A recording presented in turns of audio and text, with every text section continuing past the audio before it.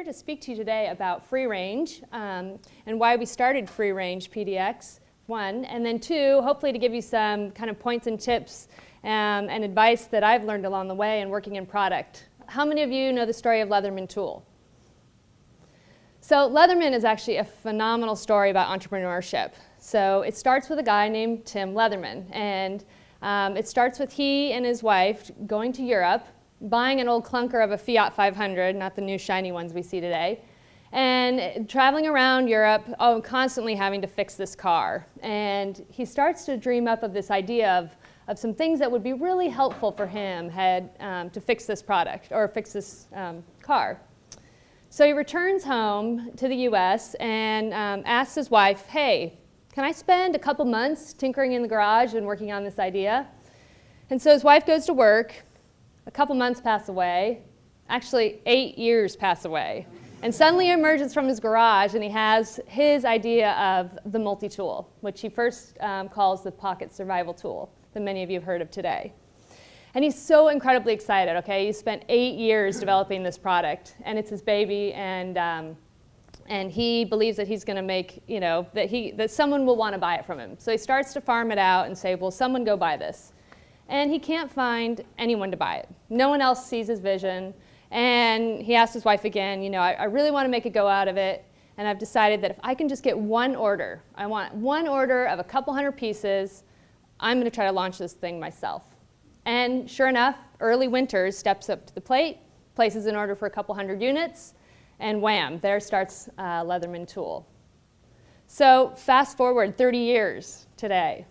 And Leatherman is highly successful. We have 500 employees out on Airport Way. We make all of our tools out there. We make over 20 variations and hundreds of SKUs. We sell all over the world, 100 plus million. And you think, this guy has made it. He's successful. It's awesome. But then you have to stop and think, oh my gosh, if you take Finland, the amount of tools we sell in Finland amounts to 3 tools per person. And if you look at your car today, like how many of you can go and open the hood and start to tinker with it with your toolbox from the garage? Everything's electronic. So we start to look around and you see technology and electronics ruling all the things that we operate in our house today. And so we have kind of a light bulb moment as we're designing more and more tools. What's going to happen in the future? I mean, what a great story. He started us with this great idea and entrepreneur, and then now what? Looking forward and looking in the future, and you've already heard some speakers talk about that. What's next? And so I was running the product team and decided, we really need a new way to go after and explore new ideas. And so out of a year of robust researching and understanding what different companies from Nike to 3M and to Google, what they do to innovate, we launched the concept of FreeRange PDX.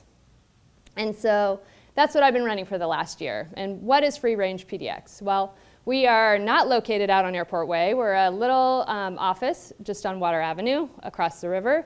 And we're doing everything differently from what we do inside the walls of Leatherman. And not because Leatherman isn't awesome, but because we realize we need to do something new and different. And so we are a mix of contract workers and fixed employees. We are a mix of baby boomers to Gen Y and Gen Z, which, let me tell you, there's nothing like having a diversity of age and gender you take one product and you look at it, one person thinks it's the best thing and the other person thinks they don't even understand it. So that diversity of thought is really, really important. And our mission, as you heard, is to come up with the next big thing. And not like the next $1 million thing, it's like the next $60 million thing. And it's outrageous. And we work on ideas not only internally, so a lot of us believe that the best ideas come from solving our personal problems that we have in every day. Because a lot of our personal problems, all of you have those same problems. So we're looking to explore our own ideas, but we're also looking to partner with inventors and entrepreneurs out in the community to solve their problems. And that's pretty unique. And so we have kind of 2 areas where we explore. So you might think that the whole management team is signed off on this idea of free range and everything's great, but every day is a struggle and every day is a challenge because we're really good at making multi-tools and trying to come up with that next big product is tough. It's a big struggle. So we fight and champion every day and we have to talk to executives, we get them back on board and then they're excited and then you show them the next product and they're like, I don't know about that.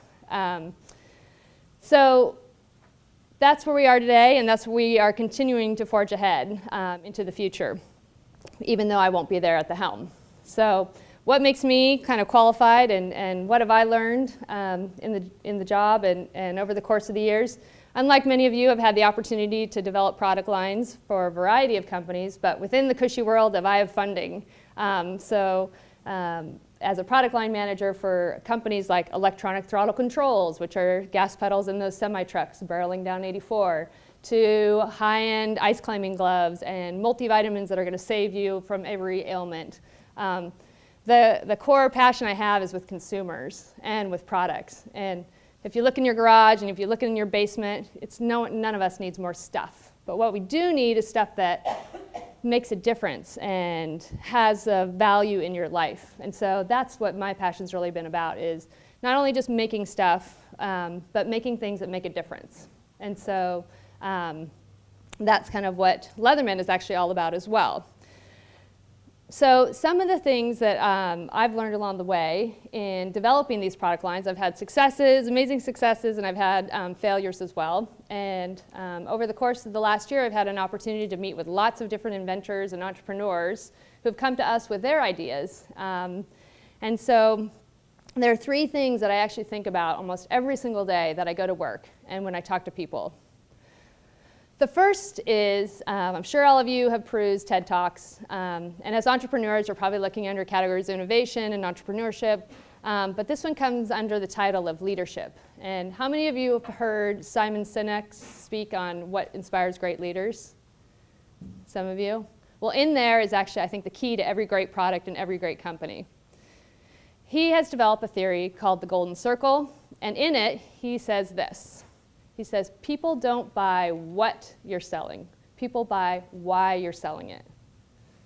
People don't buy what you're selling. People buy why you're selling it. What does that really mean? It's what you've heard some of the speakers talk before.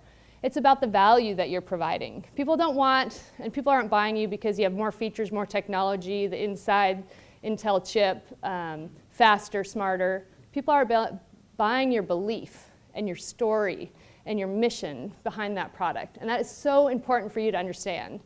Because if you're just selling on features, what happens the next day when there's another company that comes out with the same features? It's so difficult to compete in this global environment of features and this, and you just can't do it. One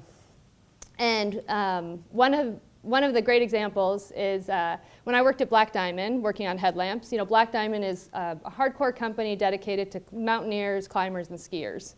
And that's their mission. They're like, we create gear to make sure that you're safe on the mountain and to have you have an excellent adventure.